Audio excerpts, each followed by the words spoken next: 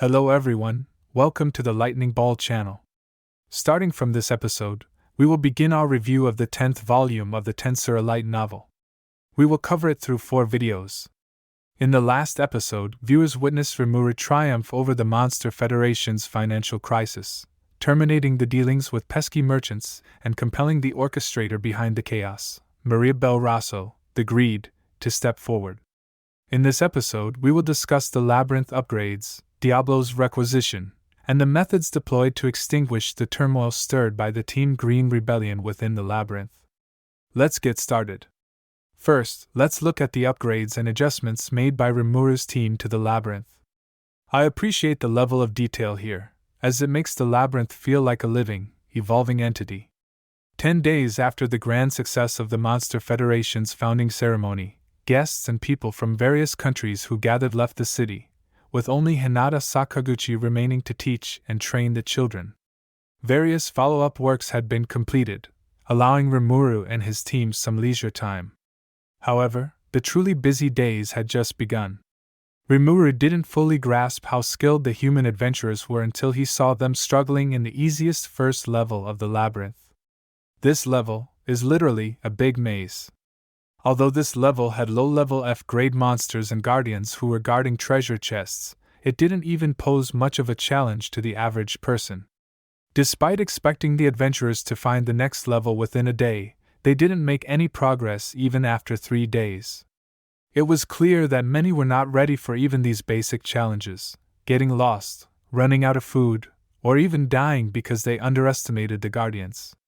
Realizing that people were losing interest, which went against the main goal of the labyrinth, Rimuru decided to call a meeting with Veldora, Ramirez, Masayuki, and others to make major changes to the labyrinth. The first level was transformed into a training area with easy tasks and instructions for beginners. They also set up safe spots where people could rest before moving to the next level, although they had to pay a higher price to use these areas. Additionally, they introduced the Record Orb, which allowed adventurers to come back to life at the last place they saved, giving them more encouragement to take on the labyrinth's challenges. Moreover, to make the labyrinth more attractive, Rimuru and his group came up with a smart promotional plan led by Malmal. They decided to give out large amounts of gold as rewards through an achievement ranking board for those brave enough to explore deep into the labyrinth. This idea became a huge hit worldwide, attracting people from all walks of life eager to prove their courage against the Guardians. About a week and a half later, the team, including Rimuru, Ramirez, Veldora, and Masayuki, reconvened to initiate a new phase of planning, essentially a version upgrade. According to Ramirez, items or equipment would be implanted directly into the monsters, allowing adventurers to obtain random loot after defeating them, ranging from low-level healing potions to possibly rare gear. There would also be unidentified items, which would require appraisal at the reception outside the labyrinth. This strategy meant that tools like the returning whistle for teleporting back to town would sell increasingly well. The lure of potentially acquiring high-level equipment kept the adventurers' spirits high, providing Veldora and Ramirez much enjoyment as they watched the fluctuating expressions of the challengers from the monitoring room. The following night, Rimuru, while enjoying tea prepared by Cheyenne, reviewed the reports sent by Malmal. As planned, the hotel's revenue increased by 10% on the first day following the implementation of the new plan. Diablo, who couldn't help but praise Rimuru's greatness, contagiously spread his catchphrase, "Everything is as Lord Rimuru planned," to other subordinates surrounding Rimuru. At that moment, Rimuru was struck by a sudden realization that he had overlooked rewarding Diablo. Following the war with the Falmouth Kingdom, Rimuru had bestowed gifts upon his outstanding subordinates, but Diablo remained unrewarded despite his continuous service at Rimuru's side, stirring a sense of guilt within Rimuru. Diablo then expressed a wish to have subordinates of his own, to whom he could delegate miscellaneous tasks. This would allow him to focus on what he considered most important, serving Rimuru with menial tasks such as preparing tea, rather than engaging in minor affairs like conquering other nations. Rimuru couldn't fully grasp the distinction Diablo was making between minor and major tasks.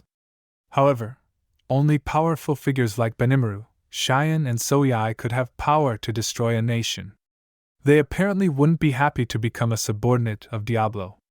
Diablo, however, clarified that he didn't intend to position himself above Rimuru.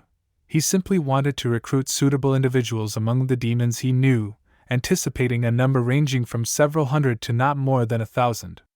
With a confident demeanor, Diablo continued, assuring that if Rimuru provided these individuals with physical bodies, they would happily serve Rimuru-sama.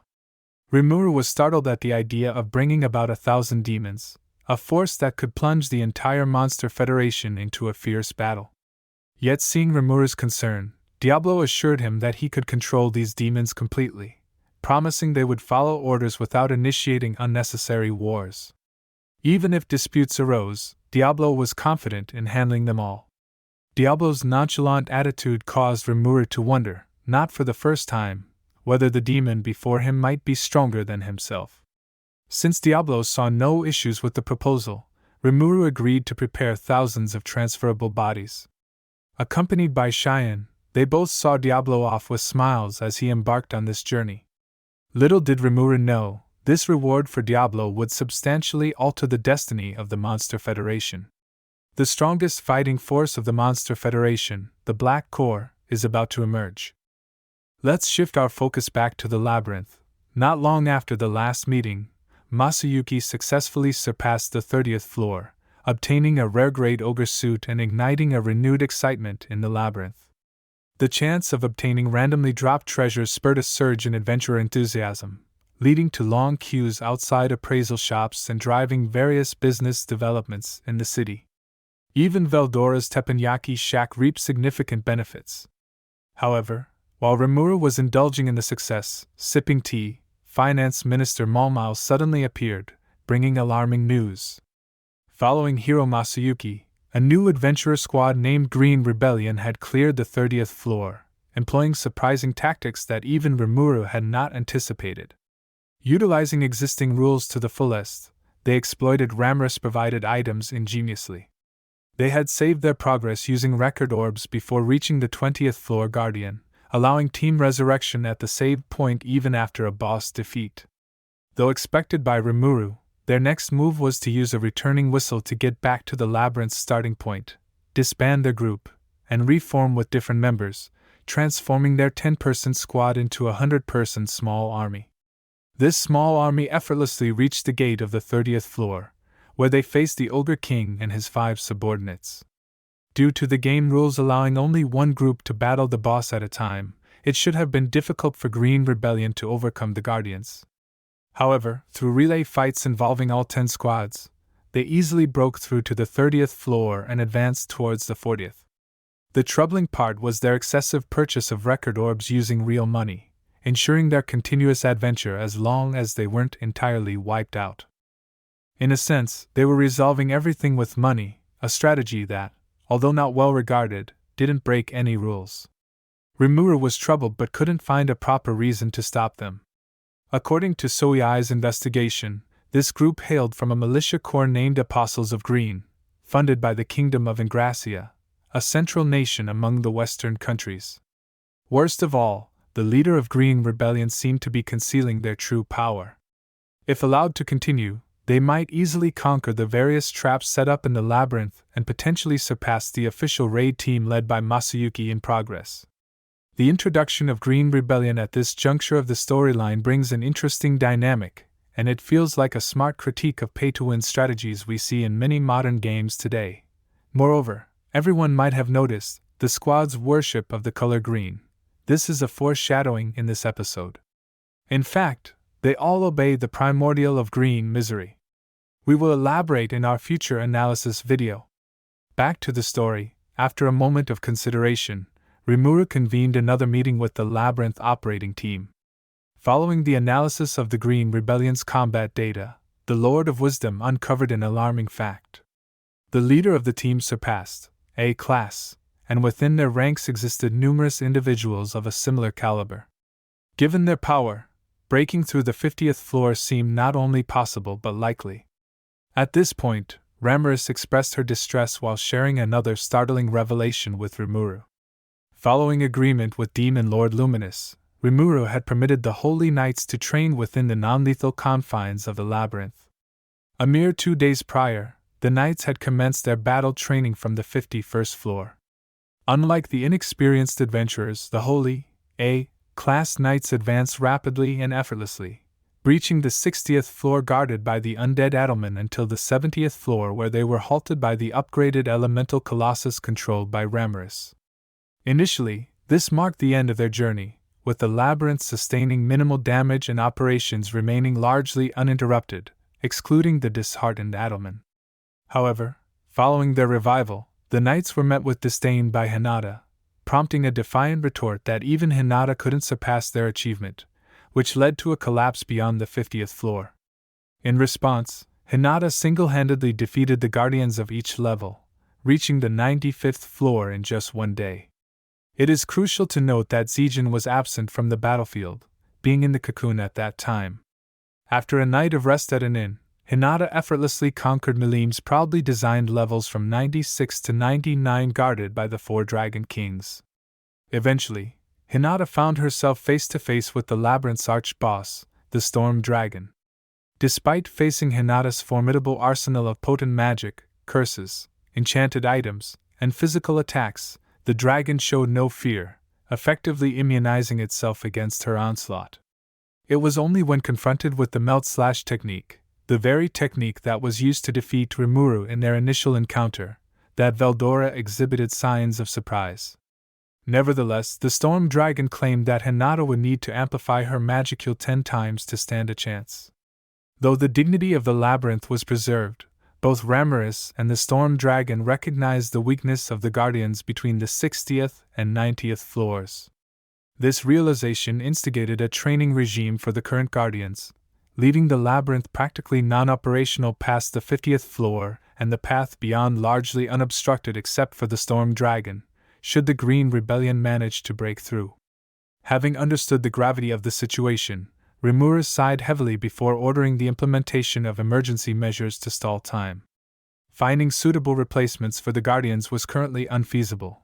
Lesser monsters lacked the strength to counter the Green Rebellion, and potential candidates such as Benimaru and other high-ranking officials were tied up with urgent affairs.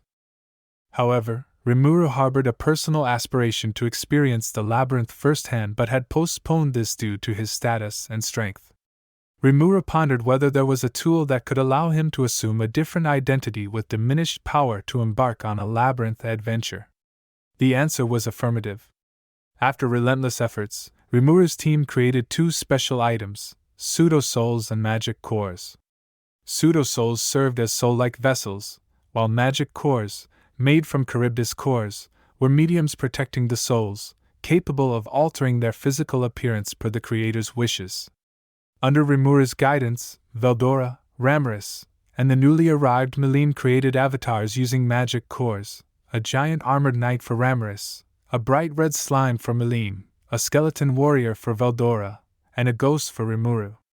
Taking the lead, Rimuru utilized the pseudo-soul, causing his consciousness to transfer into his ghostly creation, followed by Veldora, Rimuru, and Milim seamlessly switching to their respective creations, quickly adapting and jovially circling around Rimuru. Instantly, they grasped the game-like experience, the concept of battling enemies to grow stronger with these new bodies, aligning with Rimuru's solution to the Green Rebellion issue. The group resolved to enter the labyrinth with these bodies to counter adventurers breaking in while experiencing the labyrinth's intricacies and evolving gradually. Despite their initial weakness and limited offensive capabilities against the Green Rebellion, they equipped themselves with resurrection bracelets allowing countless revivals and high-grade equipment specially crafted by Kuro. Thus, Rimuru's role-playing plan came to fruition, assembling a team of diverse classes: the versatile heavy warrior Veldora, the speed-specialized assassin Milim, the attack-specialized berserker Rimuru, and the magic and psychic attack-specialized sorcerer Rimuru. Fully armed and motivated, they awaited Green Rebellion at the 49th floor of the labyrinth. To their delight, they easily annihilated the Green Rebellion, thanks to their high-grade gear, unrestricted skills like thought acceleration, and teamwork that brought their strength close to A-class. The cooperative efforts coupled with the labyrinth's traps proved too much for the Green Rebellion, who were overwhelmed by the sheer maliciousness of their opponents, ultimately admitting defeat. Their plan had failed, leaving Rimuru and his team reveling in the joy of their successful mission. This resolution was satisfying, showcasing a brilliant counter-strategy and a satisfying triumph for Rimuru and his team. That's all for this video. I would love to hear your thoughts on this chapter of the story. Were you satisfied with how Rimuru handled the Green Rebellion? Do you have any predictions for how Maria Bel Rosso's plot will unfold? If you enjoyed it, please like, subscribe, and comment. In the next episode, we will talk about the story of Maria Bel Rosso, as well as her next plans regarding the Monster Federation. See you in the next one.